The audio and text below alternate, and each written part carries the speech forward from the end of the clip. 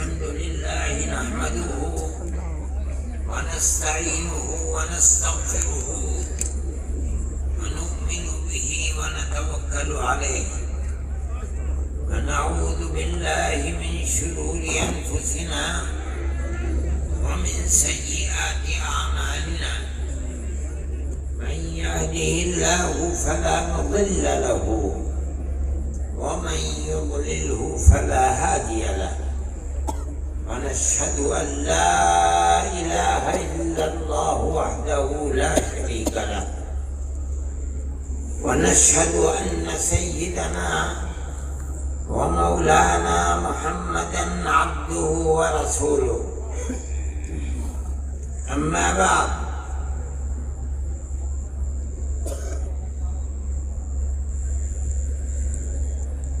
پنجاب، ہریانہ،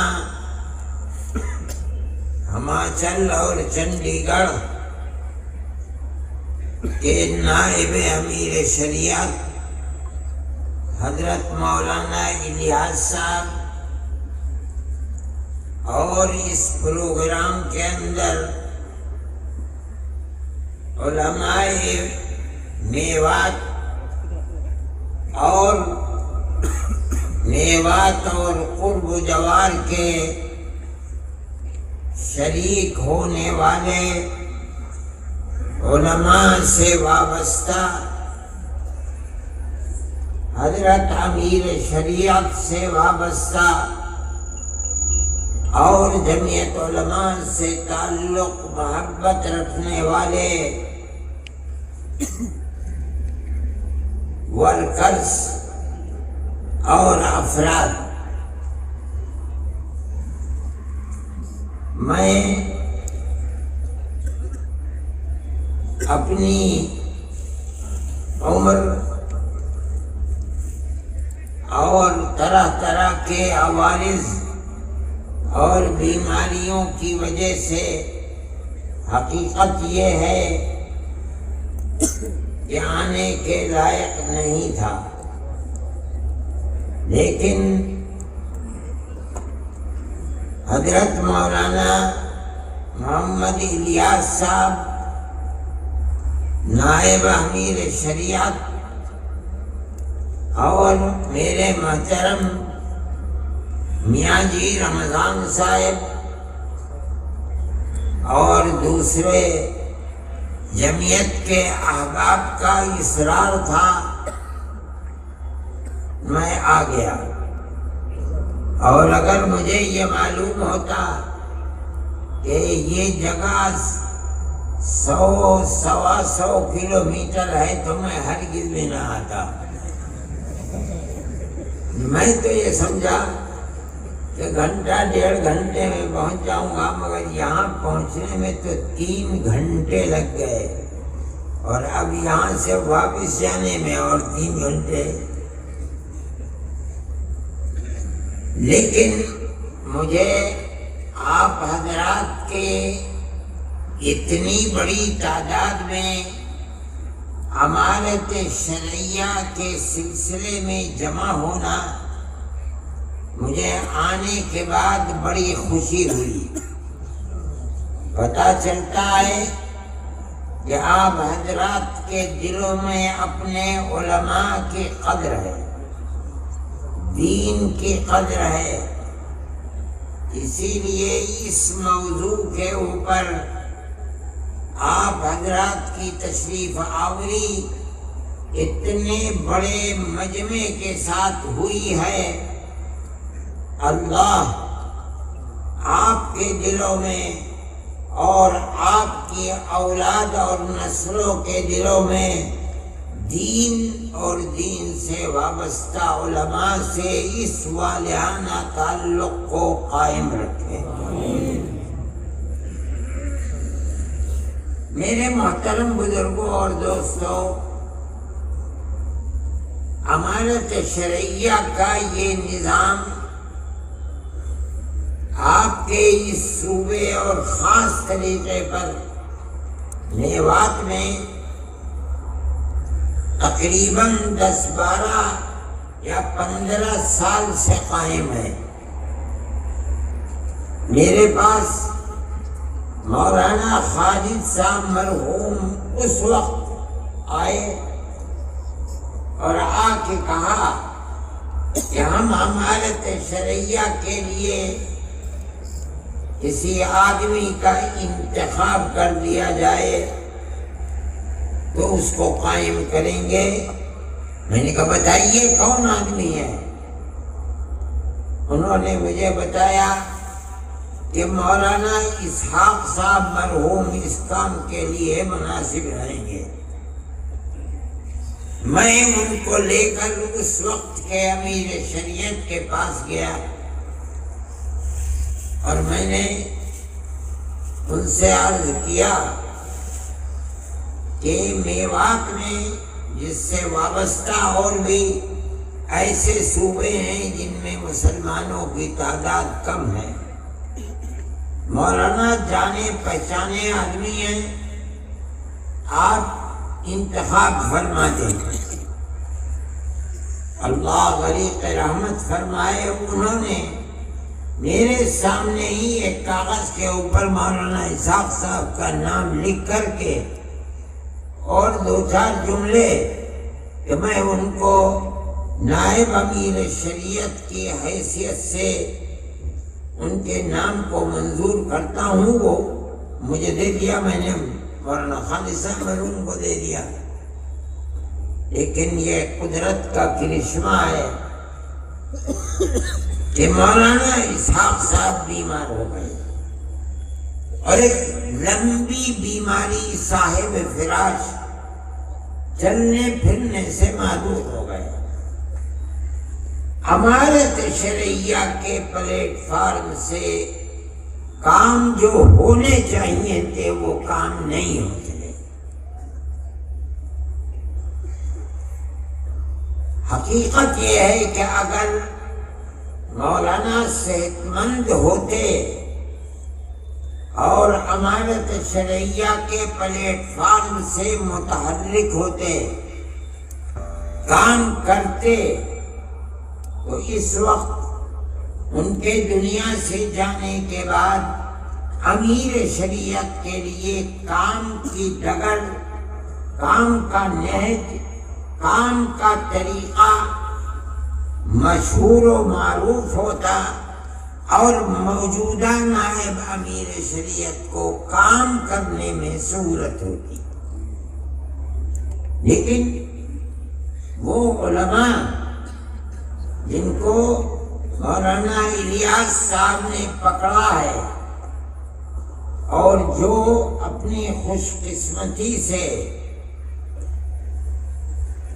دین کے اس کام پر لگتے ہیں اور لگنے کا ارادہ رکھتے ہیں، اور مجھے خدا کی ذات سے توقع ہے کہ اللہ ان کے دل میں لگن اور اخلاص پیدا فرمائے گا، اور جن لوگوں کو ضرورت ہوگی خانگی اور گھریلو معاملات کے اندر ناچاقی اور مسائل کے پیدا ہونے پر، تو بجائے اس کے کہ وہ کورٹ میں جائیں، محکمہ شرعی کے کام کرنے والے لوگوں کے سامنے اپنی تحریر دیں گے کہ ہمارے اختلافات ہیں، ہم آپ کو حکم بناتے ہیں اور آپ جو فیصلہ کریں گے ہمیں منظور ہوگا۔ ان کو حکم بنا کر ثالث کے طریقے کے اوپر رکھیں، معاملات کو رکھیں، اور وہ اللہ کو اپنے سامنے حاضر و ناظر سمجھ کر بغیر کسی روح رعایت کے قرآن و حدیث کو اپنے سامنے رکھ کر اس کے مطابق فیصلہ دیں۔ یہ ضروری ہے آپ اس چیز کو سمجھیں کہ عدالتی نظام ساری دنیا کے اندر رائج ہے،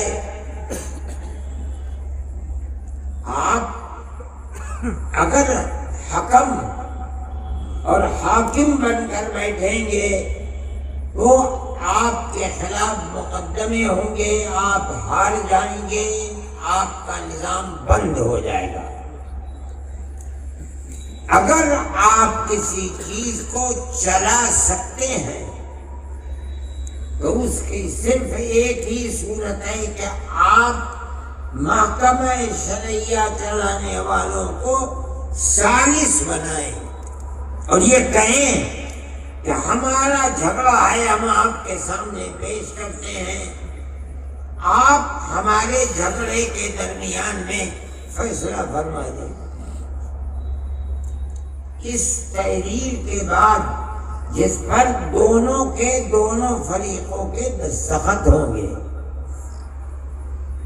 یہ چیز چلے گی، بجائے اس کے کہ آپ لاکھوں اور کروڑوں روپیہ عدالتوں کی نظر کر لیں، فقیر بن جائیں، زمینیں بک جائیں۔ یہ بہت آسان چیز ہے کہ جس کو مثل مشہور ہے کہ ہلدی لگی نہ پھٹکری اور رنگ آیا چوکھا، اس طریقے پر آپ کام کر سکیں گے۔ لیکن میں حضرت مولانا سے عرض کرتا ہوں کہ جو حکم بنیں گے، ثالث بنیں گے، وہ مدرسوں کے پڑھانے والے لوگ ہوں گے۔ یہ ایک دوسرا موضوع ہے کہ دو آدمیوں کے درمیان میں دونوں کے بیانات لینا، ان بیانات کو لے کر کے پھر آپس میں ہو سکتا ہے ضرورت جرح کی پڑ جائے، اس کی بنیاد کے اوپر ہو سکتا ہے گواہوں کی ضرورت پڑے۔ فیصلہ کرنے کے لیے وہ طریقہ جو عدالتوں کے اندر چلتا ہے سمجھنے کے لیے ٹریننگ کی ضرورت ہے۔ میں ان حضرات سے مولانا سے میں نے منصور پوری سے مولانا سلمان صاحب منصور پوری سے میں نے کہا تھا کہ حضرت مولانا جب متعین کر دیں کہ اس جگہ یہ، اس جگہ یہ، اس جگہ یہ، ان کو 1 2 3 4 دن کے لیے بلاؤ، جو لوگ طریقہ جانتے ہیں ان کی ٹریننگ کریں، انہیں بتائیں، تاکہ فریقین میں کسی کو اپنے دل میں یہ حسرت نہ رہے کہ معاملہ صاف نہیں ہوا اور ہم اپنے دلائل پیش نہیں کر سکے، یا ہم نے پیش کیے انہیں قبول نہیں کیا جا سکا۔ ہر چیز تحریر میں لے آنی چاہیے۔ میں یہ سمجھتا ہوں کہ اگر اس مسئلے کو اس انداز پر کیا گیا اور یہ حضرات تیار ہیں 1 دن کے لیے، 2 دن کے لیے، 3 دن کے لیے آپ بھیجیے، اس میں جس چیز کی ضرورت ہوگی یہ فقیر بھی اس میں پوری طرح مدد کرے گا۔ اگر اور حضرات کو ٹریننگ دینے والوں کو بلایا گیا تو میں اس سلسلے میں ان سے گزارش کروں گا کہ وہ آئیں اور آ کر ان حضرات کی ٹریننگ کو مکمل کریں، چاہے 1 مرتبہ، چاہے سال میں 2 مرتبہ، جب ضرورت پڑے انشاءاللہ میں اور یہ حضرات آپ کی مدد کریں گے۔ دوسری چیز میں یہ کہنا چاہتا تھا کہ امارت شرعیہ کا کام صرف یہی نہیں ہے کہ شوہر اور بیوی کے جھگڑوں کو نمٹائے، نہیں، اس کے علاوہ ہمارے اور آپ کے معاشرے میں، ہمارے جوانوں کے اندر لڑکوں میں لڑکیوں میں جو برائیاں پھیل رہی ہیں، اگر ان پر قدغن نہ لگائی گئی، ان کو جمع نہ کیا گیا، اور جہاں بھی علماء ہیں، جس گاؤں میں ہیں، جس شہر میں ہیں، جس محلے میں ہیں، اگر ان کے ہاتھ کو نہیں پکڑیں گے تو ایک دو نسلوں کے بعد آپ کی ان آبادیوں کے اندر ٹوپی پہننے والے اور مسجدوں کو آباد کرنے والے لوگ نہیں ملیں گے، خدا نخواستہ۔ امارت شرعیہ کے ساتھ بہت علماء جڑے ہوئے ہیں، پڑھائیے بھی، اس کے ساتھ ساتھ طلباء پر نظر بھی رکھیے، ان کی تربیت بھی کیجیے، مطالعہ بھی کیجیے، اس کے ساتھ ساتھ ہر جوان کو دیکھ بھال کر کے اس کے ہاتھ کو پکڑنا اور اس راستے کو بتانا جو آپ کے آباء و اجداد کا راستہ ہے، علماء کا راستہ ہے، اللہ کے نبی کا بتایا ہوا راستہ ہے، اس راستے پر لے کے چلے۔ یہ بھی امانت شرعیہ کا ایک بنیادی طریقہ کار ہے، اگر آپ اس کو نہیں اپنائیں گے تو آپ کا کام مکمل نہیں ہے۔ وہ ماں باپ جو اپنے بچے کو دیکھ رہے ہیں کہ وہ راستے سے ہٹا ہوا ہے، علماء کو بتائیں، علماء کا یہ فرض ہے کہ جائے، قریب کرے، محبت اور پیار کے ساتھ سمجھائے، اور امر بالمعروف اور نہی عن المنکر کر کے اس کو سیدھے راستے پر لائے۔ یہ فرض ہے۔ مجھ سے لوگوں نے اس سفر میں بھی بتایا، پہلے بھی بتاتے ہیں کہ لوگوں کے اندر جوا، سٹا، شراب، بدکاری پہلے سے بہت زیادہ ہے، اور یہ چیز آپ کی بھی عفت و پاکدامنی کے اوپر گھٹا لگائی۔ آپ کے بچے اگر محفوظ نہیں ہیں، لڑکے، یاد رکھیے کہ آپ کی لڑکیاں بھی محفوظ نہیں رہ پائیں گی۔ دنیا کے اندر آج وہ طبقے ابھر رہے ہیں، طاقتور بن رہے ہیں، جن کا مقصد یہ بنا ہوا ہے کہ وہ مسلمان بچیوں کو آوارہ گردی کا شکار بنائے۔ مخلوط تعلیم اور موبائل سب سے بڑا ذریعہ ہے بربادی کا۔ بچیوں کے ہاتھ میں موبائل، گھر کے اندر اور گھر سے باہر، یہ ان بچیوں کی بربادی کا سب سے بڑا ذریعہ ہے۔ ایسے واقعات ہوتے ہیں کہ بچیاں مخلوط تعلیم کے اندر نہیں ہیں، لڑکیاں لڑکیوں کے اسکول میں ہیں، لڑکے لڑکوں کے اسکول میں ہیں۔ اس کے باوجود ایک تو وہ ٹیچر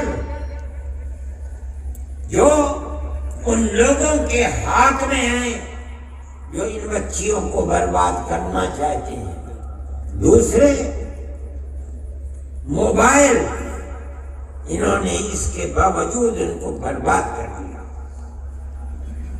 میں آپ سے کہتا ہوں، ابھی مظفر نگر کے اندر مسئلہ ہوا، پولیس نے ایک ہوٹل کے اوپر جا کر چھاپا مارا، 50 لڑکے اور 50 لڑکیاں پکڑی گئیں۔ جب پردہ اٹھا ان کے اوپر سے تو تقریباً 36 یا 36 سے زائد لڑکیاں مسلمان بچیاں تھیں۔ یہ بچیاں، حیرت کی بات یہ ہے کہ اس اسکول کی پڑھنے والی تھیں جو اسکول صرف بچیوں کے لیے ہے۔ سوال پیدا ہوتا ہے کہ ان لڑکوں سے جو مسلمان لڑکے نہیں تھے، ان کا تعلق کیسے پیدا ہوا؟ اس کی دو ہی چیزیں ہیں کہ جو ٹیچر ہیں وہ مسلمان نہیں ہیں، حالانکہ عورتیں ہیں۔ دوسری چیز موبائل، اس نے تباہ کر کے رکھ دیا۔ اب ان ماں باپ کا کیا حال ہے؟ جمعیت علماء کے لوگ وہاں گئے، ہاتھ جوڑ کر کھڑے ہو گئے کہ ہم کچھ نہیں کریں گے، ہماری یہ ٹوپی تمہارے پیروں میں ہے، ہمیں برباد مت کرو۔ ان لوگوں نے مجھ سے کہا، میں نے کہا چھوڑ دو۔ جنہیں خود اپنی بربادی کے اوپر رونا آتا ہے اور انہوں نے اپنی بچیوں کے ہاتھ کو چھوڑ دیا اور یہ سمجھتے ہیں کہ موبائل اور اسکول میں پڑھنا انہیں نقصان نہیں پہنچائے گا۔ میں آپ سے کہہ رہا ہوں کہ آپ اگر اس پر قدغن اور روک نہیں لگائیں گے تو آپ اپنی بچیوں کی عفت و پاک دامنی کی حفاظت نہیں کر سکتے۔ حضرت امیر شریعت صاحب میرے پاس بیٹھے ہوئے ہیں، میں یہ کہنا چاہتا ہوں، اور بہت علماء ہیں، اس کے لیے پروگرام بناؤ، اپنی قوم کو راہ راست پر کس طرح لایا جا سکتا ہے، اپنی زندگی کو کھپا دو، لگا دو۔ اگر اس کے اندر کوتاہی ہوگی تو آنے والے 50 سال کے اندر کتنی بربادی ہوگی، آج آپ اس کا تصور نہیں کر سکتے۔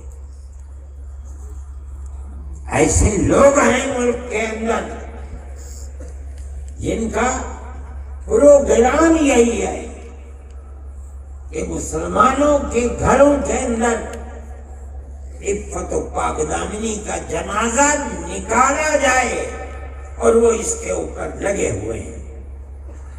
میں خواہ اس چیز کو، یہ مجمع، یہ جلسہ وہ سننے کے لیے نہیں ہے، میں یہ کہتا ہوں، ماں باپ سے بھی کہتا ہوں، علماء سے بھی کہتا ہوں، امارت شرعیہ کے ذمہ داروں سے بھی کہتا ہوں کہ خدا کے لیے قوم کی فکر کرو۔ صرف اتنی بات کافی نہیں ہے، صحیح ہے، جمعیت علماء کا پروگرام ہے کہ آپ وہ اسکول جن میں 5ویں کلاس کے بعد مخلوط تعلیم ہے، آپ مخلوط ملی جلی لڑکے اور لڑکیوں کی تعلیم کو بند کریں۔ خدا نے جن کو طاقت دی ہے، 10 20 25 50 آدمی مل کر تھوڑی سی زمین دے کر بچیوں کے لیے الگ اسکول، بچوں کے لیے الگ اسکول بناؤ۔ کوشش کرو کہ بچیوں کی اسکول کے اندر پڑھانے والی مسلمان ٹیچر مہیا ہو۔ ان اسکولوں کے اندر عورتوں کی جماعتیں بھیجو، ان بچیوں کی تربیت کریں۔ ان کے ہاتھ میں موبائل نہ دو تاکہ ان کے خیالات پرابندہ نہ ہو۔ اپنی آنے والی نسل کی حفاظت کے لیے یہ ضروری ہے، ضروری ہے، ضروری ہے۔ ورنہ ہم اپنے جس ملک میں رہتے ہیں جہاں سیاست ہندو مسلم اکثریت اور اقلیت کی نفرت کے اوپر ٹکی ہوئی ہے، وہ آپ کے اور آپ کے بچیوں کی عفت و پاک دامنی کو زندہ نہیں رہنے دینا چاہتے۔ یہ آپ کی ذمہ داری ہے کہ آپ اپنی آنے والی نسل کو الیاذ باللہ ارتداد سے بچائیں اور انہیں مسلمان چھوڑ کر مریں۔ اس کی کوشش کیجیے کہ وہ بھی جب وقت آئے تو مسلمان رہتے ہوئے مریں۔ یہ ہماری ذمہ داری ہے۔ قوا انفسکم واہلیکم نارا، اپنے آپ کو بھی جہنم کی آگ سے بچاؤ، اپنی آل اولاد اہل خانہ کو بھی جہنم کی آگ سے بچاؤ۔ یہ جبھی ہوگا جب ماں باپ، بہن بھائی، بڑے اور چھوٹے اس نقطۂ نظر میں سب متفق ہوں کہ ہمیں اپنے گھر، اولاد، بیوی، بچے، بچیوں، سب کو جس طرح ہم مسلمان ہیں انہیں بھی مسلمان ہی بنا کر دنیا سے جانا ہے۔ یہ بھی امانت شرعیہ کا پہلو ہے، ضروری ہے۔ اس لیے آپ حضرات جس ولولے اور جذبے کے ساتھ آئے ہیں، میں آپ سے کہتا ہوں کہ آپسی گھریلو جھگڑے یقیناً ان کا حل ہونا چاہیے۔ امانت شرعیہ کا پلیٹ فارم اس کے لیے نہایت ضروری ہے، لیکن صرف یہی امانت شرعیہ کا کام ہے اور کچھ نہیں، غلط ہے۔ میں نے کہا کہ اپنی اور اپنی نسل کی حفاظت یہ کم ضروری نہیں ہے، ضروری ہے اور بہت زیادہ ضروری ہے۔ میرے بھائی، میں نے تو ان سے یہ کہا تھا کہ میں 10-15 منٹ بولوں گا، اس کے ساتھ ساتھ میں اپنی بات کو ختم کرنے سے پہلے آپ سے کہتا ہوں کہ ہم اور آپ اسی ملک کے رہنے والے ہیں۔ اگر اس ملک میں جاٹ رہتا ہے تو مسلمان بھی جاٹ ہے، اگر ہندو برہمن ہے تو کشمیر میں جا کے دیکھو مسلمان بھی برہمن ہے، راجپوت ہے ہندو، مسلمان بھی راجپوت ہے۔ ہر برادری جو ہندوؤں میں پائی جاتی ہے ہندوستان میں، مسلمانوں میں بھی وہ برادری پائی جاتی ہے۔ اس کا مطلب یہ ہے کہ دنیا یہ سمجھتی ہے نادان، بے پڑھے لکھے کہ ہندوستان میں مسلمان باہر کے آئے ہوئے ہیں، وہ جاہل ہے۔ کچھ لوگ ہو سکتا ہے 1,00,000 2 لاکھ 10 لاکھ ہندو مسلمان ایسے ہوں کہ جو باہر کے آئے ہوئے ہیں، آگے آج ساری دنیا کے اندر مسلمان ہے، امریکہ میں جاؤ مسلمان ہے، یورپ میں جاؤ مسلمان ہے، اور ساری دنیا کے لوگ آئے ہیں کھانے کمانے کے لیے، وہ بھی وہاں پہنچے۔ لیکن ہندوستان کے اندر ایسا نہیں ہے۔ یہاں تو 96, 97, 98, 99% مسلمان کسی ملک کا رہنے والا ہے. ان کی زبان ایک ہے، پہناوا ایک ہے، رہن سہن ایک ہے، کہاں دوسرے کے. لیکن میں یہ کہتا ہوں کہ جب ہم ایک ہیں، ایک ہی گھرانے سے پیدا ہوئے ہیں، ہمارے ماں باپ ایک ہی تھے، تو ٹھیک ہے لوگ نفرت کی سیاست کرتے ہیں، لڑاتے ہیں، جھگڑاتے ہیں، لیکن مسلمان کو اپنا مذہبی فریضہ سمجھ کر یہ بات کہنی چاہیے کہ مذہب کچھ بھی ہو، ہم ایک ملک کے رہنے والے، ہم سب بھائی بھائی ہیں. آپ 1400 1300 سال سے اس ملک میں رہتے ہیں اور اسی تاریخ کے ساتھ رہتے ہیں. گاؤں در گاؤں رہتے ہیں، ہندو اور مسلم رہتے ہیں، پیار و محبت کے ساتھ رہتے چلے آئے ہیں. یہ ہمارا امتیاز ہے.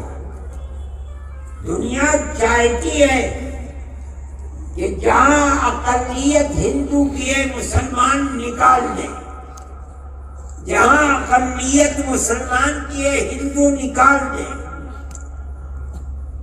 مسلمان کی دکان سے نہ خریدو، مسلمان ہندو کی دکان سے نہ خریدیں. یہ ہماری تاریخ نہیں ہے. ہم تو بھائی بھائی کی طرح رہتے تھے. آگ کی تاریخ کو دنیا آگ لگانا چاہتی ہے. جمعیت علماء کا نظریہ یہ ہے آپ اپنی تاریخ کو زندہ کریں اور ہندو مسلمان ہر جگہ بھائی بھائی بن کر رہیں، ایک دوسرے کے دکھ میں سکھ میں شریک رہیں. اگر کسی کے یہاں شادی بیاہ ہے، اگر اس نے نہیں بھی بلایا ہے، آپ چلے رہیے، مبارکبادی دے کے چلے آئیے.